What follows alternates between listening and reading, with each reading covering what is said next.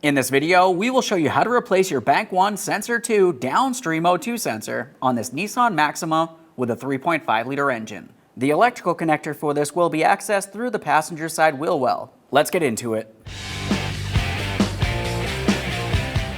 Okay friend, let's get started on our job. The first thing we're going to mention is we will have to carefully make our way underneath the vehicle, so make sure you're in a safe area to do so. To gain access to the electrical connector for this, it's easiest if we safely raise and support and remove our passenger side front wheel. To remove the front wheel, let's go ahead and remove all 5 of our 21mm lug nuts. We'll get this off of here.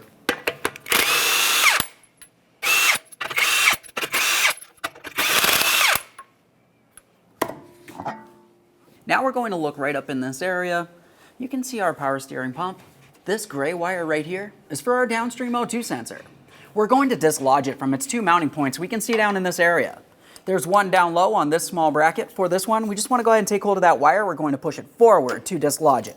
Now with that one dislodged, go ahead and make your way straight upward. We have another bracket right here. Let's go ahead and pull that out of place. This time we're pulling it rearward. Now we're going to follow that wire all the way up to its connection point up inside this area. It's fairly difficult to see, but if you just follow that gray wire, you can see the black connector. Up along the top of this connector is where the locking tab is going to be located. Go ahead and press that in and you should be able to pull down on that gray wire.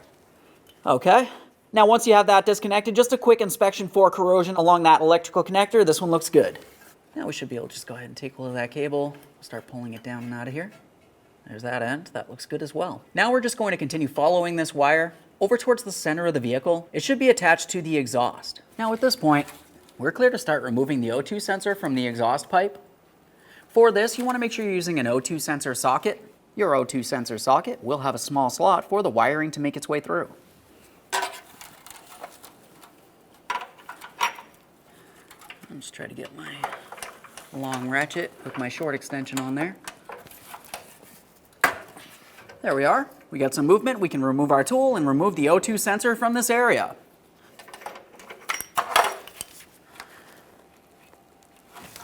Sometimes it's too hard to turn by hand. I just like to use my O2 sensor socket if that's the case. That helps me get a little bit better grip on it, and then I can just go ahead and spin it out as needed. There it is, friend. Now that we have that out of position, the next thing we need to do is clean and inspect the mounting point here. I typically like to use a piece of fine sandpaper on this area. We'll just give it a light scuffing, confirming there's no miscellaneous debris.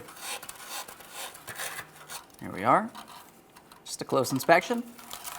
That looks good. All right, let's prepare to install that brand new Downstream O2 sensor. We're going to start this in by hand, so we're sure we're not cross-threading it into the wrong positioning. After that, we'll bottom it out and make sure it's nice and snug.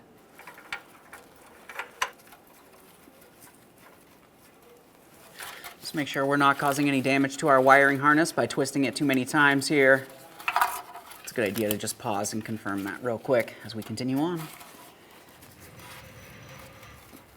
Okay, right there's bottomed out by hand. Let's get our tool on there. Once again, we're just being extremely careful for that wiring.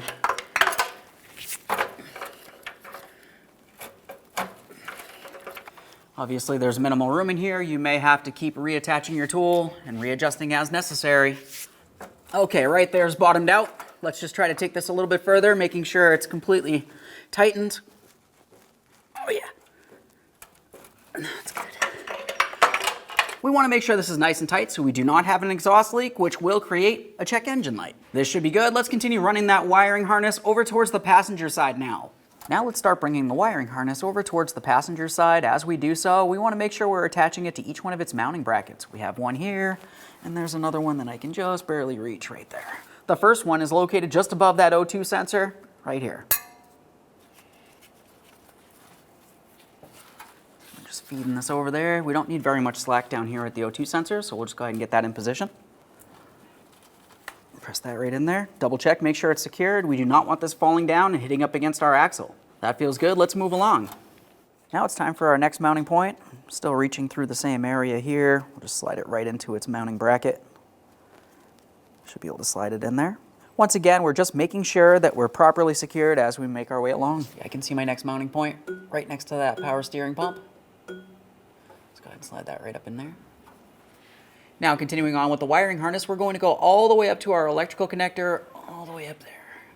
For this, we just want to make sure we align our locking tab. If you were looking at the connector that's part of the O2 sensor, we're looking for the area that has these two small tabs. That's where the lock is going to sit. As for the lock itself, that's on the rearward side here, closest to the firewall. So let's go ahead and make this so it aligns and press it up into position. Listen for a click. There we go, that's lined up. Press it in, audible click, a light tug confirming it's properly secured in place. Once confirming everything's properly secured, we can continue on to reinstalling our passenger side wheel. We'll get the wheel in position. Start on all 5 of your 21mm lug nuts, we'll bottom them out, get the wheel back on the ground, torque each of these to 83 foot-pounds.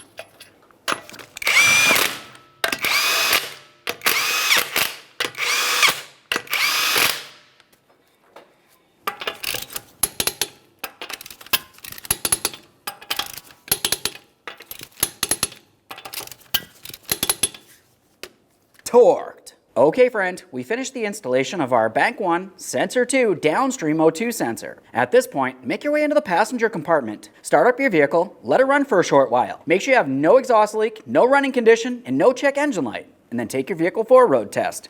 Thanks for watching. When only the best will do, demand TRQ. The only company that lets you view before you do. TRQ is committed to offering the highest quality aftermarket auto parts that are engineered for peace of mind. Thanks for using and viewing with TRQ.